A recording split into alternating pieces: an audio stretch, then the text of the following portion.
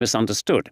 People have sometimes supposed that Paul was referring to a fresh leap of faith, a leap by which we might attain a new kind of holiness beyond the reach of temptation and sin. That might be very desirable for anyone, one hopes most Christians, who, still troubled by sin, is eager to leave it behind, but this is not what Paul is talking about.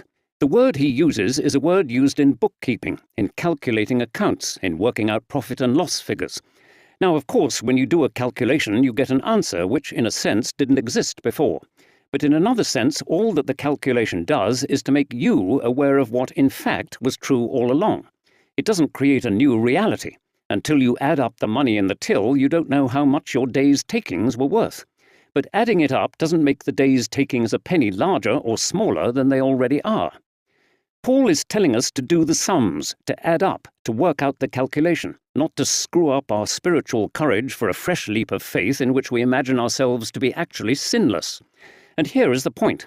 It is often hard to believe the result of the calculation, but faith at this point consists not of shutting one's eyes and trying to believe the impossible, but opening one's eyes to the reality of Jesus and his representative death and resurrection, and to the reality of one's own standing as a baptized and believing member of Jesus' people, those who are in the Messiah.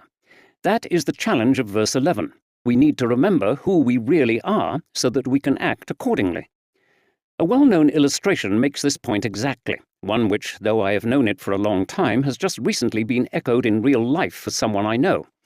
Imagine renting a house from a landlord who turns out to be a bully, always demanding extra payments, coming into the house without asking, threatening you with legal action or violence if you don't give in to his demands.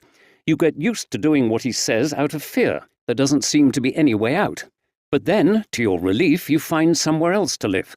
Someone else pays off your remaining rent and you can leave. You move out and settle in the new place.